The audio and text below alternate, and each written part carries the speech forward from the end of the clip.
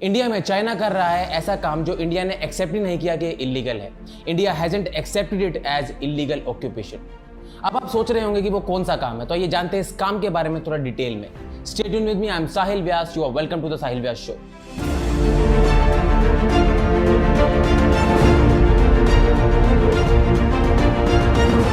NDTV ने जनवरी में ही ये डिटेल्स दे दी थी कि कुछ चाइनीज विलेजेस इंडियन टेरिटरी में बन रहे हैं और अब एनडीटीवी ने किया है इस खबर का पूरा खुलासा। अरुणाचल प्रदेश के समुनसीरी डिस्ट्रिक्ट में हो रही है चाइना की इलीगल विलेज कंस्ट्रक्शन। ये वो एरिया है जहां पर इंडिया और चाइना के सोल्जर्स 1962 की लड़ाई से पहले भी लड़ चुके हैं। चाइना का ये प्लान है कि सिक्किम की लाइन ऑफ एक्चुअल कंट्रोल और अरुणाचल प्रदेश का एरिया एक मल्टी $billion प्लान में बदल सके, जिससे मैसिव रोड और ट्रेन इंफ्रास्ट्रक्चर तैयार हो ताकि वहां कम से कम 600 फुल्ली डेवलप्ड विलेजेस का रीजन बन सके। क्या आपको ये बात अजीब नहीं लगती कि इंडियन आर्मी को इस बात का पता ही नहीं है कि वहां पर गांव बन रहे हैं, और एक न्यूज चैनल इस बात का खुलासा करता है और उसी के साथ साथ अमेरिका भी इस बात को कंफर्म करता है। फॉरेन मिनिस्ट्री के स्पोक पर्सन अरिंदम बागची ने गुरुवार को यानी कल कहा कि चाइना बॉर्डर्स एरियाज पे लंबे समय से कंस्ट्रक्शन एक्टिविटीज करता आ रहा है, जिसमें इलीगल ऑक्यूपाइड एरियाज भी इंक्लूडेड है, जिसे इंडिया ने ना ही इलीगल ठहराया है और ना ही इसे चाइना की बदसलूकी समझी है। जनवरी में एनडीटीवी ने चाइना की इस इलीगल विलेज कंस्ट्रक्शन की सैटेलाइट इमेज भी जारी की थी।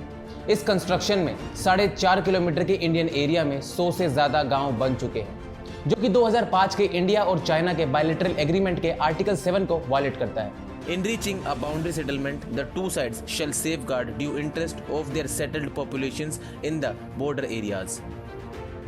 पर इससे हमें क्या फर्क पड़ता है, क्योंकि ये तो नॉर्थ ईस्ट में हो रहा है ना। पर यही तो मुद्दे की बात है कि ये क्यों हो रहा है नॉर्थ ईस्ट में, ये क्यों हो रहा है इंडिया में। आपने वो पुरानी कहावत तो सुनी ही होगी, डिवाइड एंड रूल। इंडिया में नॉर्थ ईस्ट का डिस्क्रिमिनेशन हम सबको पता है। अब आपको बताते हैं कि डिवाइड एंड रूल कैसे।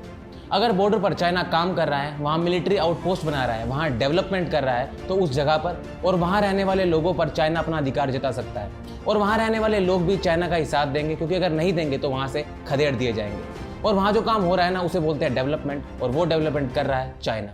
तो इसका मतलब तो यही है कि इंडिया को ना तो वहाँ के डेवलपमेंट से मतलब है, और अगर कोई दूसरी कंट्री आके इंडिया में इलीगल डेवलपमेंट कर रही है, ना ही उससे।